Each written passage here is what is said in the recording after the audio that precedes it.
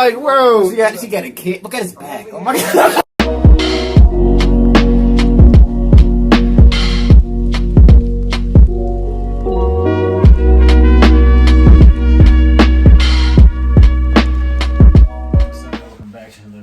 Today we're going to be reacting to Mark Felton erasing Hitler, how the Allies cleansed Germany of Nazism.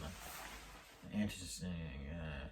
I know that when the Allies, specifically the Soviets, stormed into Germany, they absolutely decimated the place, especially the Soviets with the rocket artillery just completely knocking cities down like dominoes. And then doing the brutal, house-to-house fighting and stuff like that. I mean, he lost over 30 million civilians plus soldiers during that war. That's why they considered it the Great Patriotic War. But I understand that they had certain particular groups of people in Germany burning these things. They got rid of the monuments, everything else that could have made seem as a ritual type thing to the Nazis. The Nazis had tombs in the middle of Berlin, like coffins, steel coffin tombs, and they were they were real serious about the display and propaganda of the state, and just how it was showed to the masses of people, how to forge their minds. But if you enjoy these type of videos, hit the like button, subscribe, and share. Road to 10K, and hard right in.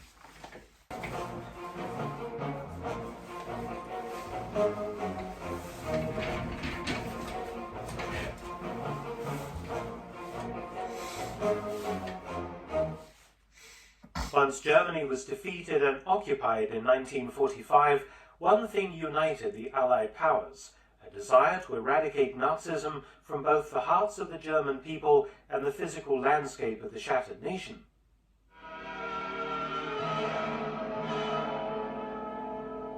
Our military government, that is, your husbands and sons, have to prod the Germans into putting their house in order.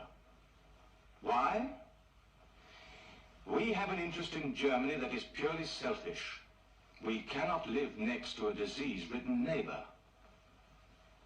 And we must prevent not only starvation and epidemics, but also diseases of the mind, new brands of fascism from springing up. What is more, we have to persuade the Germans to do this themselves. The former exercise, known as denazification, was reasonably successful, allowing both for the identification and punishment of war criminals and the rehabilitation of ordinary Nazi Party members and Hitler's fellow travelers. This time, the Wehrmacht are really beaten. To the wire cages all over Germany, the master race of men are slubbering along. But this mess of humanity has to be sorted out into something like order. Not only their bodies, but also their minds. What about the ideas in their heads? They have to be demobilized and got back to work. But let one man or woman who still believes in a Nazi regime or the destiny of the German people to rule the world take office, and you have the beginnings of another war. So they are put through a screen. To begin with, selected Germans interrogate them and fill in their demobilization papers. Note this meek little man who looks like a clerk or a grocer. Here is his portrait in Luftwaffe uniform. Then all their thumbprints are taken for record, and they are stripped and examined for the SS mark tattooed under the left armpit. Then their past history and characters examined by our intelligence officers. German-speaking ex-commandos and parachutists.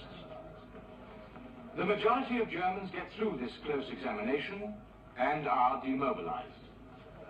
But every so often there appears one who is suspect, or who is wanted, whose papers are too good, or whose answers are not good enough.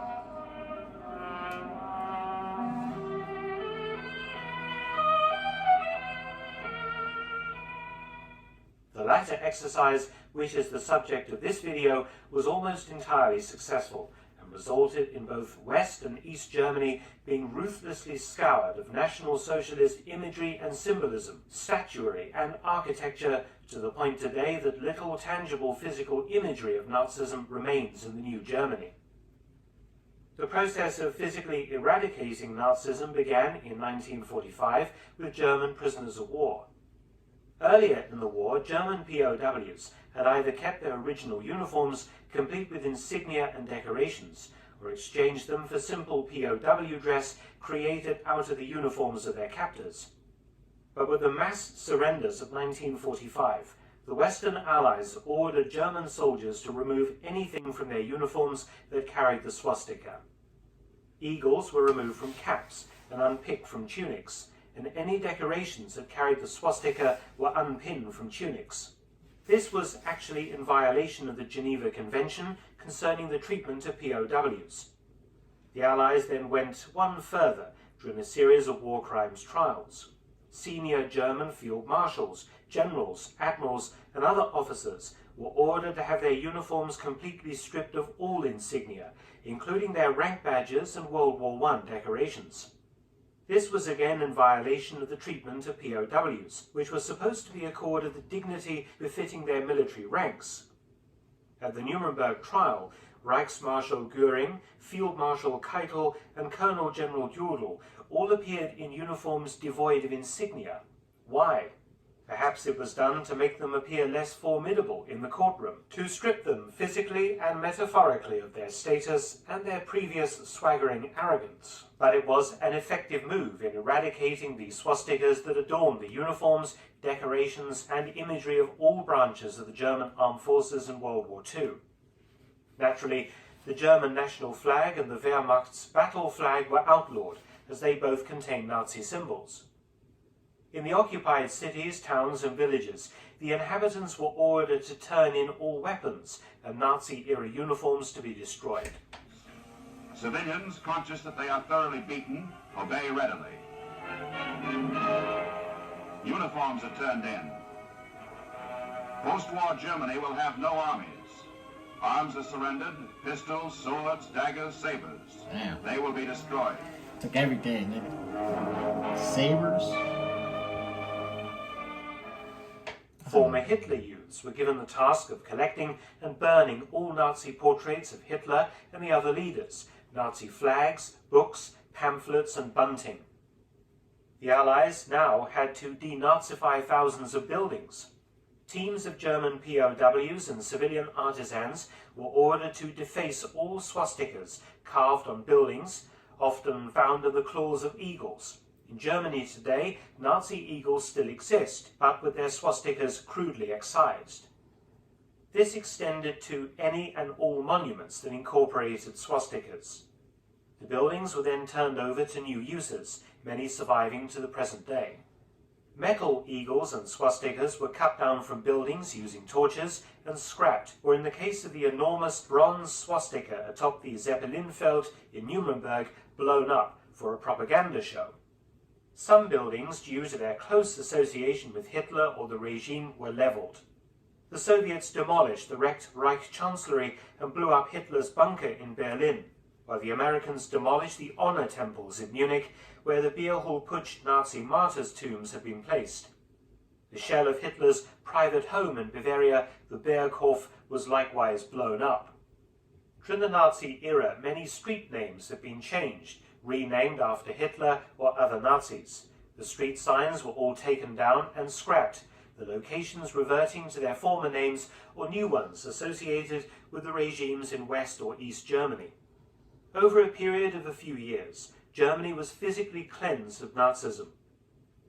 Interestingly, though the physical eradication of Nazi symbolism in Germany was very successful, eradicating Nazi ideas from German people was less so.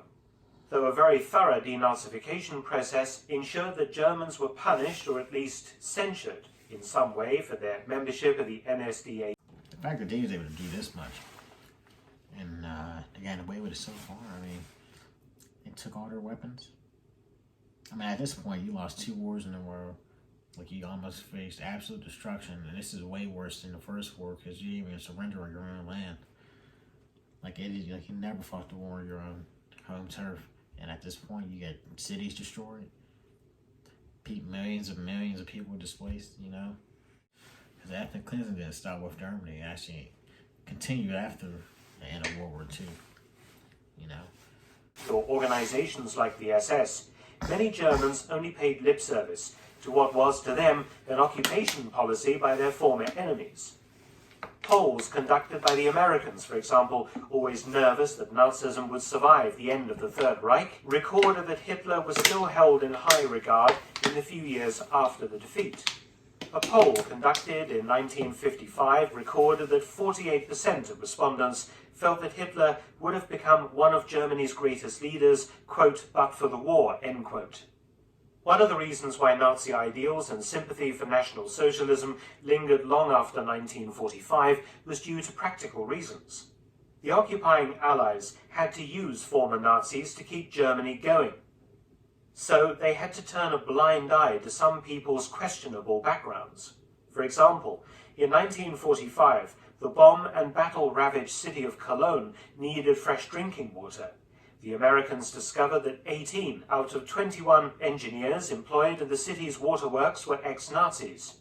The choice was simple: either remove 18 skilled men from their posts for political reasons, or provide clean water for hundreds of thousands of people. The Americans realized that if they fired the 18 men, they may as well have shut off the city's water supply as well, so the ex-Nazis stayed in their posts. This situation was common throughout West Germany. In 1948, 94% of judges and prosecutors in Bavaria were ex-Nazis. In the new federal capital, Bonn, 1/3 of Foreign Office staff were ex-Nazis, and similar figures existed for police forces across Germany. This meant that many people in positions of power and influence in West Germany remained sympathetic to Nazism in the first couple of decades after the war, or at least were nostalgic, perhaps helping to explain why West German diplomats were so slow and disinterested in taking action to help track down wanted Nazi war criminals. It would take until the 1960s and 70s for attitudes to change as the old Nazis retired and a new generation of Germans unconnected with the crimes of the National Socialist period came to power and influence.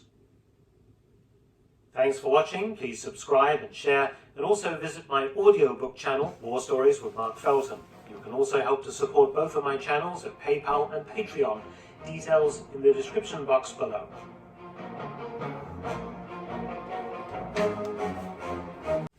Mark Felton get the best intro music from any channel that I've seen so far. You can't do nothing. You can't not pop it, you know what I mean? But yeah, interesting video, man. That was, it's interesting. To see how he was able to do all that. I mean, it took him a while. Like, it really had to wait till a new generation was born. Like he said, that wasn't connected to these crimes or this event, even. They was able to see it from a different light. You know what I mean? But, yeah. Make sure to like button, subscribe, and share. Let us know you want to see more videos like this. We'll see you next time. LBB. Peace.